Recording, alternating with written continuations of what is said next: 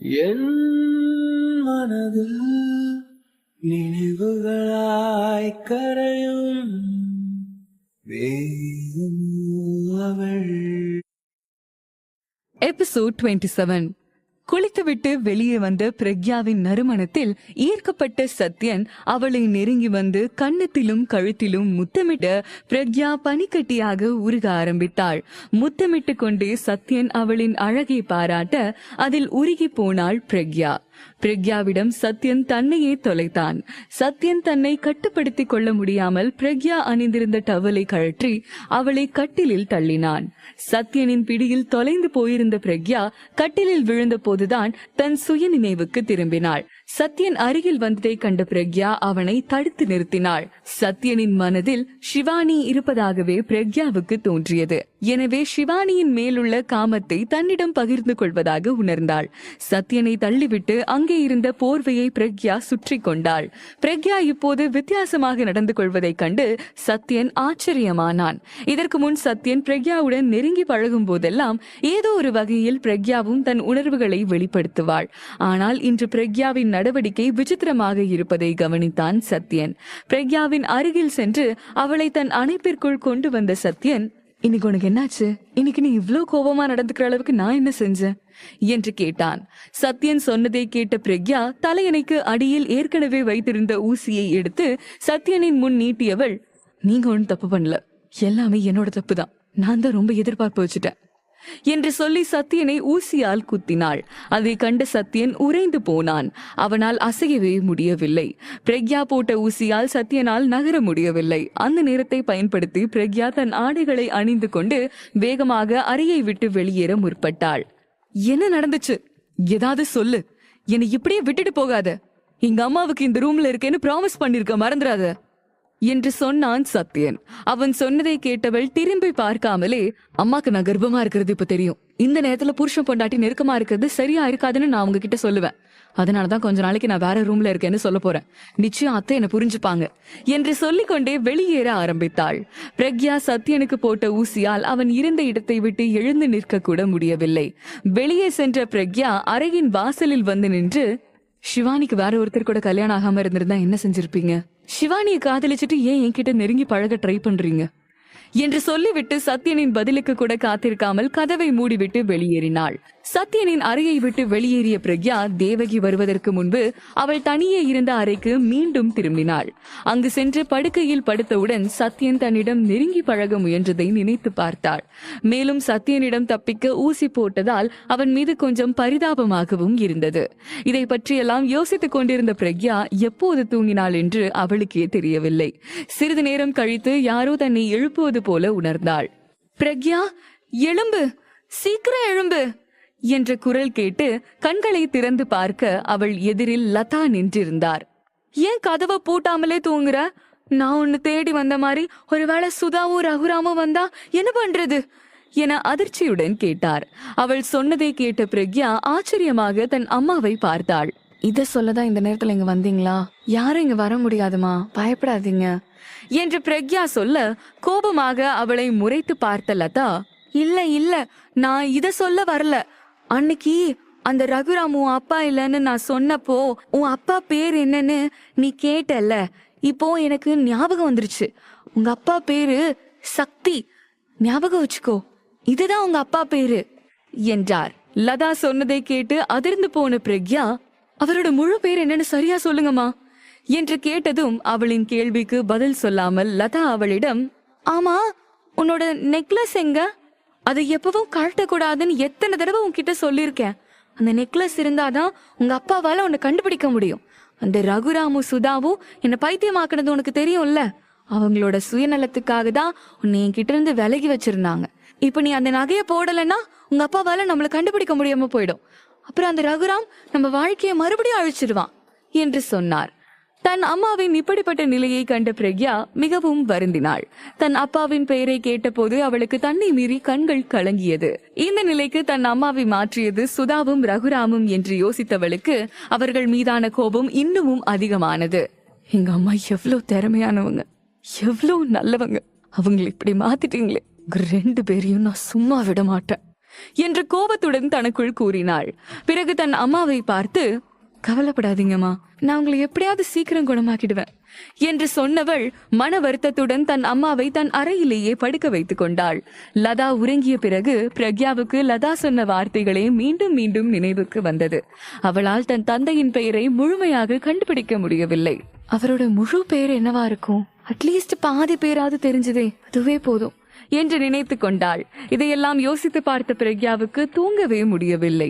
அவள் மனதில் பல எண்ணங்கள் ஓடிக்கொண்டே இருந்தது. அவளால் தான் மீராவுக்கு அபார்ஷன் நடந்தது நினைவுக்கு வர தான் ஏதோ பெரிய தவறு செய்து விட்டோமோ என்று யோசித்தவள், இல்ல, இது அவளோட அப்பாவும் அம்மாவும் செஞ்ச பாவத்துக்கான தண்டனையா தான் இருக்கும். ஆனா அவங்களுக்கு இந்த தண்டனை மட்டும் போதாது, அவங்களே நேரடியா பாதிக்கிற மாதிரி ஏதாவது செய்யணும் என்று பிரக்யா தனக்குள் நினைத்தாள். இதையெல்லாம் யோசித்துக் கொண்டே அப்படியே தூங்கி போனாள் பிரக்யா. அடுத்த நாள் காலை பிரக்யா கிளினிக் செல்ல தயாராகி வீட்டிலிருந்து வெளியேற போன சமயம் அவளை அழைத்தாள் சிவானி. கதவு வரை சென்ற பிரக்யா சிவானியின் குரல் கேட்டு வெளியேறாமல் நின்றாள். சிவானி சிரித்து கொண்டே, நேத்து எனக்கு உடம்பு சரியில்லாத சமயம் நீங்க தான் ஹெல்ப் பண்ணதா சத்யன் சொன்னா, ரொம்ப தேங்க்ஸ் என்றாள். சிவானி நன்றி சொன்னதும், தேங்க்ஸ்லாம் ஒன்னும் தேவையில்ல, நான் ஒரு டாக்டர், பேஷண்ட்டை பாத்துக்கிறது தான் என்னோட வேலை. அது மட்டும் இல்லாம என் புருஷனோட ஃப்ரெண்டுக்கு உதவி செய்யறது என்னோட கடமை என்று சொன்னாள். பிரக்யா இதுவரை சத்யனை என் புருஷன் என்று சொன்னது இல்லை. ஆனால் அவளுக்கு சிவானியை பார்த்ததும் இந்த வார்த்தை தானாக வந்தது. பிரக்யா சொன்னதை கேட்ட சிவானி, பிரக்யா, இத நான் உங்ககிட்ட சொல்லலாமா வேணாமான்னு எனக்கு தெரியல. ஆனா சத்யனுக்கு இன்னும் என் மேல ஃபீலிங்ஸ் இருக்கு. அவனால இன்னும் என்னை விட்டு அடுத்த கட்டத்துக்கு போக முடியல. உண்மையிலே நான் உன்னோட இடத்துல இருந்திருந்தா இப்படி உதவிய செஞ்சிருப்பேனான்னு தெரியல என்று சொன்னாள். சிவானியின் பேச்சை கேட்ட பிரக்யாவுக்கு கோபம் வந்தது. ஏன் புருஷன் மனசுல என்ன இருக்குன்னு நீங்க என்கிட்ட சொல்ல வேண்டியதில்லை. அவரோட மனசுல உங்களுக்கு இன்னும் ஒரு இடம் இருக்குன்னு நீங்க நினைச்சா தாராளமா உங்க புருஷனை டிவோர்ஸ் பண்ணிட்டு அவர் கல்யாணம் செஞ்சுக்கலாம்.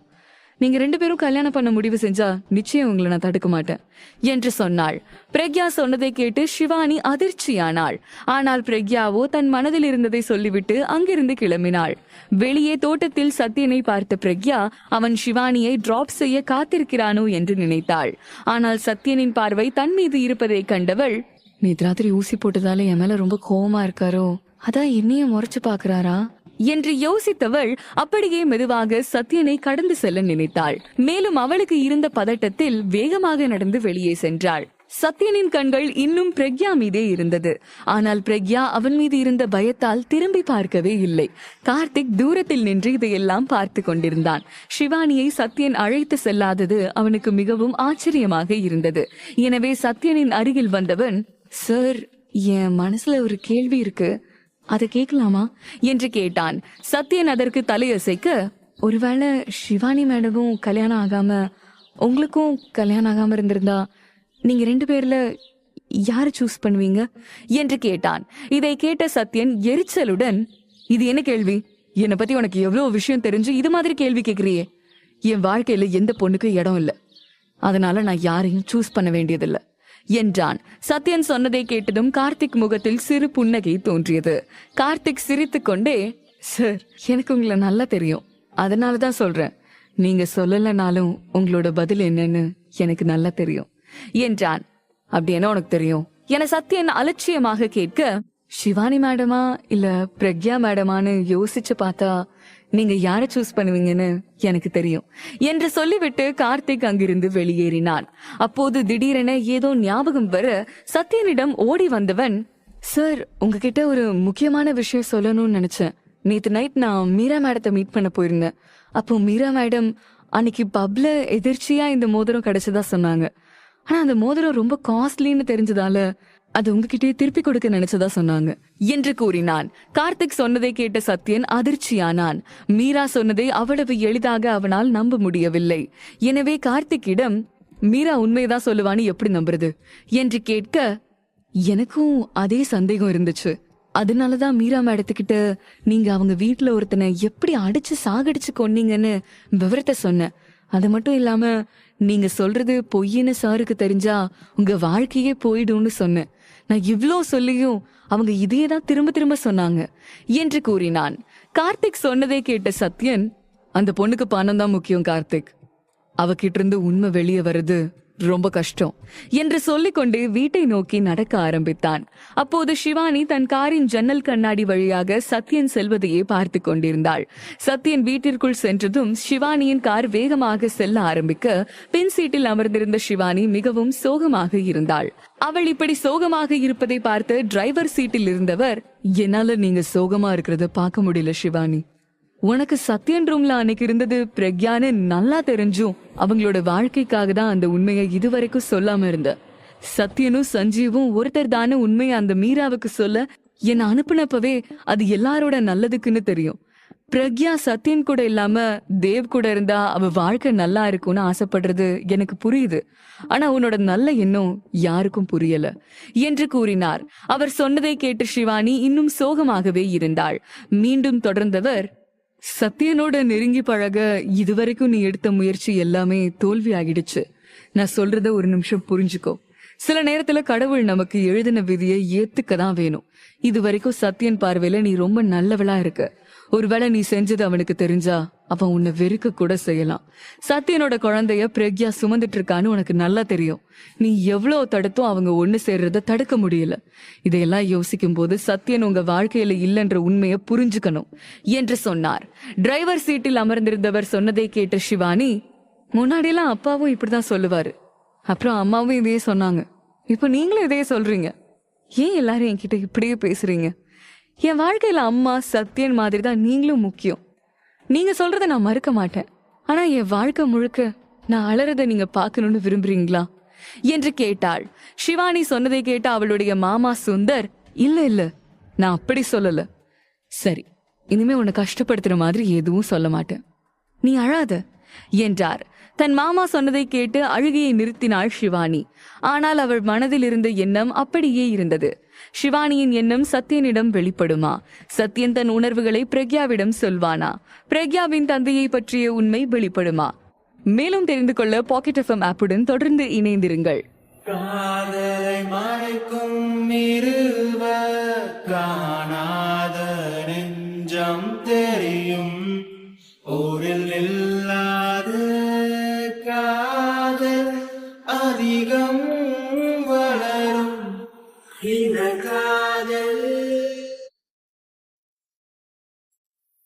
என் மனதில் நினைவுகளாய் கரையும் வேகும் அவள். எபிசோட் 28. கிளினிக் வந்த பிரக்யாவிற்கு வேலை செய்யவே தோன்றவில்லை. இத்தனை நாட்களாக சத்யனுக்கும் மீராவுக்கும் உள்ள உறவை பற்றி கவலைப்பட்டாள். ஆனால் இன்று சத்யன் மற்றும் சிவானியின் உறவை அறிந்ததும் அவளின் வேதனை இன்னும் அதிகமானது. பிரக்யாவின் மனதில் சத்யன், சிவானி மட்டுமில்லாமல் ரகுராமும் சுதாவும் இருந்தார்கள். இப்படி பல எண்ணங்கள் பிரக்யாவின் மனதை தொந்தரவு செய்தது. ரகுராம் மற்றும் சுதாவை எப்படியாவது பழி வாங்க வேண்டும் என்று விரும்பினாள். பிரக்யா இதை பற்றிய ஆழ்ந்த சிந்தனையில் இருந்த போது அங்கு வந்து விஜய், நான் உன்னை டிஸ்டர்ப் பண்ணணும்னு நினைக்கல, ஆனா இது பாத்தியா என்று சொல்லிக்கொண்டே தன் போனை பிரக்யாவிடம் கொடுத்தான். அதில் மீராவை பற்றிய செய்தியை கண்டு திகைத்து போனாள். மீரா வேறு வேறு நபர்களுடன் ரொமான்ஸ் செய்யும் அந்த வீடியோ அனைத்தும் இன்டர்நெட்டில் கசிந்தது. விஜய் பிரக்யாவை பார்த்து, உன் தங்கச்சி மீரா கொஞ்சம் வித்தியாசமான ஆளுன்னு தெரியும், ஆனா அவ இவ்ளோ மோசமானவளா இருப்பான்னு நான் நினைக்கல. என்னதான் நீ அவளோட அக்காவா இருந்தாலும் அவகிட்ட கொஞ்சம் ஜாக்கிரதையாவே இரு என்றான். விஜய் சொன்னதற்கு பிரக்யா எந்த பதிலும் சொல்லாமல், மீராவுக்கு ஃபேமஸ் ஆகணும்னு ரொம்ப ஆசை, ஆனா இப்படி ஃபேமஸ் ஆவான்னு நினைச்சிருக்க மாட்டா என்று மனதிற்குள் நினைத்து கொண்டாள். இதெல்லாம் பார்த்துட்டு உனக்கு வேலை செய்யவே தோணாதுன்னு எனக்கு தெரியும். காலையில இருந்து உன் முகமே சரியில்லை, வேணும்னா லீவ் போட்டுட்டு வீட்டுக்கு போ, நான் பாத்துக்கிறேன் என்று விஜய் சொன்னதும் சரி என சொல்லிவிட்டு கிளினிக்கை விட்டு வெளியேறினாள் பிரக்யா. அங்கிருந்து கிளம்பியவள் நேராக எலக்ட்ரானிக் பொருட்கள் கிடைக்கும் கடைக்கு சென்று வயர்லெஸ் லொகேஷன் டிராக்கர் வாங்கினாள். அதை வாங்கிக் கொண்டு பிரக்யா நேராக ரகுராமின் அலுவலகத்திற்கு சென்றாள். போகும் வழியில், மீரா செஞ்ச பாவத்துக்கு ஏற்கனவே தண்டனை கிடைச்சிருக்கு, அதனால நான் கூடுதலா எதுவும் செய்ய தேவையில்ல. இவளோட செயலுக்கு கடவுளை தண்டனை கொடுத்துட்டாரு. நான் ரகுராமையும் சுதாவையும் பழி வாங்க கடவுள் வருவாருன்னு வெயிட் பண்ண முடியாது. இன்னைக்கே பழி வாங்க ஆரம்பிக்க போறேன். என்னோட பிளான் படி இன்னைக்கு முதல் பழிவாங்க நடவடிக்கையை ஸ்டார்ட் பண்ண போறேன் என்று கூறினாள். நுழைவாயிலில் செக்யூரிட்டி லஞ்ச் சாப்பிட்டுக் கொண்டிருப்பதை கவனித்தவள் யாருக்கும் தெரியக்கூடாது என்று அவரிடம் எதுவும் பேசாமல் மெதுவாக ஆபீஸிற்குள் நுழைந்தாள். உள்ளே வந்தபோது ரகுராம் தன் கேபினில் அமர்ந்து சிகரெட் பிடித்துக் கொண்டிருப்பதை பார்த்தாள். ரகுராம் பிரக்யாவை பார்த்ததும் கோபத்துடன் எழுந்து நின்று, நீ செஞ்ச காரியத்துக்கு ஒன்னு தேடி நானே வரணும் தான் நினைச்சிட்டு இருந்தேன். நல்ல வேலை, நீயே வந்தது நல்லது. இதெல்லாம் பண்ணும்போது உன் மனசாட்சி கொஞ்சம் கூட வருத்தப்படலையா? என் பொண்ணோட பேரை ஏன் கெடுத்த? இது வேற யாரும் செஞ்சிருக்க முடியாது. நிச்சயம் இது உன்னோட வேலையா மட்டும்தான் இருக்க முடியும் என்று சொன்னார். ரகுராம் சொன்னதை கேட்ட பிரக்யாவுக்கு ஆச்சரியம் ஏற்படவில்லை. ஏனெனில் ரகுராமை தேடி செல்லும் போதே இந்த விஷயத்திற்காக தன் மீது பழி போடுவார் என்று அவளுக்கு தெரியும். ஒன்னாலதான் அவளோட குழந்தையை இழந்தா. அப்ப அவ எந்த அளவுக்கு வேதனை அனுபவிச்சிருப்பான்னு தெரியுமா உனக்கு? உன்னால சஞ்சீவுக்கும் அவளுக்கும் நடக்கிற இந்த நிச்சயம் நின்னது மட்டும் இல்லாம இப்ப அவளோட வாழ்க்கையே பாழாயிடுச்சு. ஏன் இப்படி செஞ்ச? என் மகளோட வாழ்க்கையை கெடுக்கதான் நான் உன்னை இத்தனை வருஷம் வளர்த்தேனா என கோபத்துடன் கர்ஜித்தார் ரகுராம். ரகுராம் சொன்னதை கேட்டதும் பிரக்யாவுக்கு கோபம் வந்தது. மேலும் ரகுராம் பிரக்யாவிடம் வளர்த்ததை பற்றி பேசும்போது அவளுக்கு தனது சிறுவயது நாட்கள் ஞாபகம் வந்தது. நான் செய்யற ஒவ்வொரு விஷயத்துக்கும் என்னை எப்படி அடிச்சிருக்காங்க. அப்பெல்லாம் என் அப்பா தானேன்னு எதுவும் சொல்லாம பொறுத்துட்டு இருந்திருக்கேன். நான் அம்மா உண்மையை சொன்னதுக்கு அப்புறம் இதுக்கு மேல என்னால பொறுமையா இருக்க முடியாது. உங்க மேல இப்ப எனக்கு பாசம் இல்ல, வெறுப்பு மட்டும்தான் இருக்கு என்று தனக்குள் நினைத்து கொண்டவள் ரகுராமை முறைத்து பார்த்து, நீங்க என்ன வளர்த்தீங்க சரி, ஆனா என்ன உங்க பொண்ணா வளர்த்தீங்களான்னு கொஞ்சம் யோசிச்சு பாருங்க. இன்னைக்கு உங்க பொண்ணு கஷ்டத்துல இருக்கான்னு இவ்ளோ கவலைப்படுற நீங்க எப்பவாது என்ன பத்தி நினைச்சு பாத்திருக்கீங்களா? என்ன வளர்த்ததை பார்த்து பெருமையா பேசுறீங்க, ஆனா என்ன இதுவரைக்கும் பொண்ணா நினைச்சிருக்கீங்களா என்று கேட்டாள். பிரக்யா சொன்னதை கேட்ட ரகுராம், இன்னைக்கு நீ செஞ்ச காரியத்துக்கு உன்னை என்ன பண்ணலாம் தான் யோசிச்சுட்டு இருக்க என்றார். ரகுராம் இதை சொன்னதும் கோபமான பிரக்யா, ஹலோ, நான் உங்க பொண்ண ஒண்ணும் பண்ணல. நல்லா பாருங்க, இந்த வீடியோ இன்டர்நெட்ல பரவி இருக்கு. இதுக்கு என்ன சந்தேகப்படுறதுக்கு பதிலா உங்க பொண்ணோட சம்பந்தப்பட்ட பசங்களை பத்தி கொஞ்சம் யோசிங்க. அவங்கள யாரோ ஒருத்தர் அவளை பழி வாங்க இதை செஞ்சிருக்கணும்னு நினைக்கிறேன். அவளுக்குதான் எக்கச்சக்க பாய் ஃப்ரெண்ட் ஆச்சு என நக்கலாக சொன்னாள். பிரக்யாவின் ஏளன பேச்சை கேட்ட ரகுராம் கோபத்துடன் அவளை அடிக்க கை ஓங்கினார். ஆனால் அவரால் பிரக்யாவை அடிக்க முடியவில்லை. ரகுராம் கையை உயர்த்தியதை கண்டு பிரக்யா சிரித்து கொண்டே, ஏன் நிறுத்திட்டீங்க?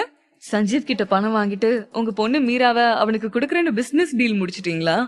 என்ன ஒருத்தனுக்கு கட்டி கொடுத்த மாதிரி அவளையும் பணத்துக்காக வித்துட்டீங்களா என்று சொல்ல, வாயமூடு என்று கர்ஜித்தார் ரகுராம். நான் ஏன் வாயமூடணும்? இப்பவும் நீங்க சொல்றது கேட்டா அடங்கி போற பழைய பிரக்யா இல்ல. என்ன நீங்க ஒரு தடவை அடிச்சா பதிலுக்கு நான் உங்களை 5 தடவை அடிப்பேன். அது மட்டும் இல்ல, என்ன அடிக்க கை ஓங்கினது மட்டும் சத்தியனுக்கு தெரிஞ்சா என்ன நடக்கும்னு உங்களுக்கே நல்லா தெரியும் என்று சொல்லிவிட்டு அங்கிருந்து கிளம்பியவள் வாசலில் நின்று, நீங்க விதைச்சத நீங்க தான் அறுவடை பண்ணணும். மீரா அனுபவிச்ச மாதிரி ரொம்ப சீக்கிரம் உங்க பாவத்துக்கான தண்டனையும் கிடைக்கும் என்றாள். ரகுராம் கோபத்துடன், இத சொல்லதான் என்ன தேடி வந்தியா என்று கேட்க பிரக்யா தன் முகத்தை சீரியஸாக வைத்துக் கொண்டு, உங்க பொண்ணு பத்தின சந்தோஷமான நியூஸ் பார்த்துட்டு நீங்க எப்படி இருக்கீங்கன்னு பாக்கலான்னு வந்தேன் என்று சொல்லிவிட்டு அங்கிருந்து கிளம்பினாள். அவளின் பதிலை கேட்டதும் ரகுராமிற்கு கொஞ்சம் வித்தியாசமாக தோன்றியது. ஆனால் அதை பற்றி அதிகம் யோசிக்காமல் தன் வேலையை செய்ய தொடங்கினார். ரகுராமின் அலுவலகத்தை விட்டு வெளியே வந்த பிரக்யா, நான் வந்த வேலையை முடிச்சிட்டேன். நான் நினைச்ச மாதிரியே உங்க ட்ரெஸ்ல வயர்லெஸ் டிராக்கரை மாட்டிட்டேன். நீங்க என்ன அடிக்க கையோங்கின சமயத்தை நான் என்னோட வேலையை செய்ய யூஸ் பண்ணிக்கிட்டேன் என்று சொல்லி அந்த டிராக்கரை தன் போனுடன் கனெக்ட் செய்துவிட்டு, என்னோட பழி வாங்கும் நடவடிக்கையில முதல் படியை எடுத்து வச்சுட்டேன் என்று தனக்குள் சொல்லி புன்னகைத்தாள். ரகுராமிடம் பேசிவிட்டு வந்த பிரக்யா மிகவும் மகிழ்ச்சியாக இருந்தாள். தன் மகிழ்ச்சியை கொண்டாட இன்று தனக்கு பிடித்த பீட்சாவை சாப்பிடலாம் என்று நினைத்தாள். பிரக்யா பீட்சா சாப்பிட தனக்கு பிடித்த ரெஸ்டாரண்டிற்கு சென்றாள். அந்த ரெஸ்டாரண்டில் அனைத்து உணவுகளும் விலை உயர்ந்தது என்பதால் மாதம் ஒருமுறை மட்டுமே இங்கு வருவாள். அங்கு சென்றதும் பிரக்யா பீட்சா ஆர்டர் செய்தாள். ஆர்டர் செய்துவிட்டு பணத்தை செலுத்த தன் போனை எடுத்து பார்த்த போது அவளுடைய போன் ஆன் ஆகவில்லை. அடடா, என் போன் ஸ்கிரீன் போயிடுச்சுன்னு நினைக்கிறேன். அன்னைக்கு அந்த மீரா போனை கீழே போட்டு ரொம்ப மோசமாயிடுச்சு. எப்படியோ ரிப்பேர் செஞ்சு யூஸ் பண்ணிட்டு இருந்தேன், அதுவும் போயிடுச்சா என்று தனக்குள் சொல்லிக் கொண்டே போனை மீண்டும் ரீஸ்டார்ட் செய்ய பார்த்தாள். ஆனால் எந்த பயனும் இல்லை. ஸ்கிரீன் ஓபன் ஆகவில்லை. இப்போது புதிய போன் வாங்கவும் அவளிடம் பணம் இல்லை. ஆர்டர் செய்ய வந்த அனைவரும் பிரக்யாவின் பின்னால் நின்று பார்த்து கொண்டிருந்தனர். அப்போது ஒரு பெண் பிரக்யாவிடம் வந்து, உங்ககிட்ட பணம் இல்லைன்னா எதுக்காக உங்க நேரத்தையும் மத்தவங்க நேரத்தையும் வேஸ்ட் பண்றீங்க? எல்லாருக்கும் வேலை இருக்கு, அதனால உங்ககிட்ட பணம் இருக்கும் போது வாங்க, இப்ப கிளம்புங்க என கோபத்துடன் கூறினாள். அந்த பெண் இந்த கடையில் வேலை செய்யும் பெண். அவள் சொன்னதை கேட்ட பிரக்யாவுக்கு கோபம் வந்தது. ஆனால் அவளிடம் பணம் இல்லாதது அவளுடைய தவறு என்பதால் அந்த பெண்ணிடம் எதுவும் பேசாமல் அங்கிருந்து கிளம்பினாள். அப்போது பிரக்யாவின் பின்னால் இருந்து, மேடம், போட்ட ஆர்டருக்கு என் பேர்ல பில் பண்ணிட்டு அவங்க ஆர்டர் செஞ்சது கொடுங்க என்ற குரல் கேட்டது. பிரக்யா அதிர்ச்சியுடன் திரும்பி பார்க்க அங்கு தேவ் நின்றிருந்தான். தேவை பார்த்ததும் வேலை செய்யும் பெண் மிகவும் பதட்டமானாள். தேவ் கோபத்துடன், உங்க ரெஸ்டாரண்ட் வர கஸ்டமர் கிட்ட இப்படிதான் பேசுவீங்களா? ரெஸ்டாரண்ட் ஓனர் வந்து மேனேஜர் கிட்ட எப்படி வேலை செய்யணும்னு சொல்ல மாட்டாங்க? You're dismissed என்று சொன்னவன் அந்த பெண் எவ்வளவு கெஞ்சியும் எதையும் காதில் வாங்காமல் பிரக்யா ஆர்டர் செய்த பீட்சாவை எடுத்துக்கொண்டு சென்றான். பிறகு பிரக்யாவிடம் வந்து தேவ், அங்க வா, ஒரு காலியான இடம் இருக்கு, அங்க போய் உட்காரலாம் என்றான். தேவை அங்கு பார்த்து ஆச்சரியப்பட்ட பிரக்யா அவன் எப்படி இங்கு வந்தான் என்று கேட்க நினைத்தாள். ஆனால் மீராவின் பர்த்டே பார்ட்டியில் நடந்த விஷயங்கள் நினைவுக்கு வந்ததால் தேவின் கண்களை பார்த்து அவளால் பேச முடியவில்லை. சில நொடிகள் தயங்கியவள் பிறகு அவனிடம், உனக்கு என் மேல கோபம் இல்லையா? டிவோர்ஸ்க்கு அப்புறம் நீ என்ன கல்யாணம் செய்யலான்னு ஆசைப்பட்டேன்னு எனக்கு நல்லா தெரியும். ஆனா அன்னைக்கு நைட் மீரா பர்த்டேல என்னையும் சத்யனையும் ஒன்னா பார்த்ததுக்கு அப்புறமும் என்னோட நார்மலா எப்படி பேச முடியுது? நீ டாக்டர்னு எனக்கு தெரியும். எப்போல இருந்து இந்த ரெஸ்டாரண்ட் ஓனரான என்று கேட்டாள். பிரக்யா கேட்ட கேள்விக்கு, நான் உன்னை லவ் பண்றேன்னு சொல்லிருந்தேன் இல்லையா, அப்போ உன்னோட நல்லது கேட்டது எதுவா இருந்தாலும் என்னால ஏத்துக்க முடியும். அப்படி இருக்கும்போது உண்மையில நான் எப்படி கோவப்படுவேன்? அது மட்டும் இல்லாம இந்த ரெஸ்டாரண்ட்டை நான் சமீபத்துல தான் வாங்கினேன். இது உனக்கு ரொம்ப பிடிச்ச ரெஸ்டாரண்ட்னு ஏற்கனவே கேள்விப்பட்டிருக்கேன். அதனாலதான் உனக்கு பிடிச்ச ரெஸ்டாரண்ட்டையே உனக்காக வாங்கணும்னு ஆசைப்பட்டேன் என்று சொன்னான். தேவ் சொன்னதை கேட்டதும் அவன் தன்னை எவ்வளவு விரும்புகிறான் என்று ஆச்சரியமானாள் பிரக்யா. நான் காலேஜ் படிக்கும் போதே தேவ் காதலை ஏத்துக்கிட்டு இருந்தா என்னோட வாழ்க்கை இவ்வளவு மோசமான நிலைமைக்கு போயிருக்காதுல்ல. இன்னைக்கு நான் அவனோட ரொம்ப சந்தோஷமா வாழ்ந்திருக்கலாம் என்று தனக்குள் யோசித்தாள். சூடு ஆறதுக்கு முன்னாடி பீட்சாவை சீக்கிரமா சாப்பிடு பிரக்யா. அப்புறம் உனக்கு ஆட்சேபனை இல்லைன்னா நான் உன்னை எங்கேயாவது கூட்டிட்டு போகலான் இருக்கேன். என்னோட வருவியா என்று கேட்டான். முதலில் மறுத்த பிரக்யா தேவ் மிகவும் வற்புறுத்தியதால் ஒப்புக்கொண்டாள். தேவ் பிரக்யாவை தனது காரில் சிறிது தொலைவில் உள்ள பீச் ஹவுஸிற்கு அழைத்து சென்றான். பிரக்யா அங்கு சென்றதும் அந்த பீச் ஹவுஸின் அழகை கண்டு ஆச்சரியப்பட்டாள். சூரிய அஸ்தமனம் மற்றும் சூரிய உதயத்தை பார்க்கும் இடத்தில் ஒரு நாள் கழிக்க வேண்டும் என்பது பிரக்யாவின் கனவாக இருந்தது.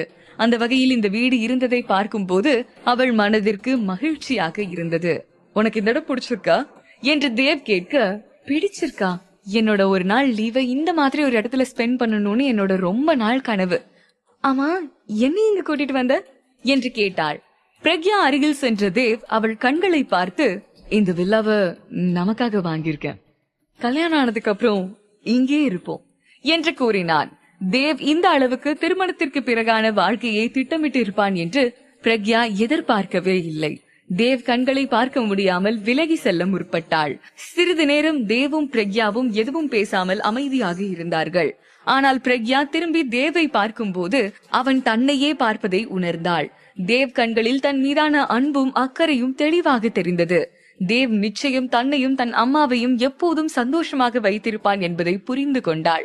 அவன் அன்பை நினைத்து சங்கடமானவள், நான் கர்ப்பமா இருக்கேன்னு உனக்கு தெரியும்ல, ஆனா அது யாரோட குழந்தைன்னு எனக்கே தெரியல. மீரா பர்த்டே அன்னைக்கு என்னையும் சத்யனையும் ஒன்னா பார்த்ததுக்கு அப்புறமும் என்ன வெறுக்காம என்னோட வாழணும்னு ஆசைப்படுற என்று குழப்பத்துடன் கேட்டாள். பிரக்யா சொன்னதை கேட்டு தேவ் முகத்தில் ஒரு சிறு புன்னகை தோன்ற, நீ என்னோட ஒரு நொடி இருந்தா கூட அது எனக்கு வாழ்க்கை முழுக்க சந்தோஷத்தை கொடுக்கும். நான் உன்னை ரொம்ப லவ் பண்றேன். அந்த காதலே எனக்கு போதும். என்னோட ஒவ்வொரு சந்தோஷத்துக்கும் காரணமே நீதான். அப்படி இருக்கும் போது உன்னை எப்படி என்னால வெறுக்க முடியும் என்று கூறினான். தேவ் போன்ற ஒருவனுடன் தன் வாழ்க்கையை பகிர்ந்து கொள்ள வேண்டும் என எந்த பெண்ணும் விரும்புவாள் என்று உணர்ந்தாள் பிரக்யா. எனக்கு பிடிக்கும்னு ஹோட்டல் வாங்குறான், என்னோட வாழணும்னு ஒரு வில்லாவை கட்டிட்டேன்னு சொல்றான். இவனோட அன்புக்கு நான் எந்த வகையிலும் தகுதியானவளே இல்ல என்று யோசிக்கும் போதே பிரக்யாவின் கண்களில் இருந்து கண்ணீர் வழிந்தது. பிரக்யா அருகில் நெருங்கிய தேவ் அவளின் கண்களை பார்த்து, நான் உனக்கு கிஸ் பண்ணலாமா என்று கேட்டான். தேவ் பார்வை அவளுடைய உதட்டின் மேல் பதிந்திருந்தது.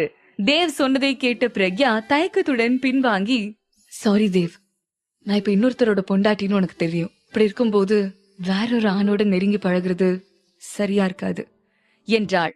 பிரக்யா பதிலை கேட்டதும் தேவ் உள்ளத்தில் எழுந்த ஆசைகள் அனைத்தும் கரைந்தன. காதலால் நிரம்பியிருந்த தேவ் கண்களில் சட்டென குற்ற உணர்வு தோன்றியது.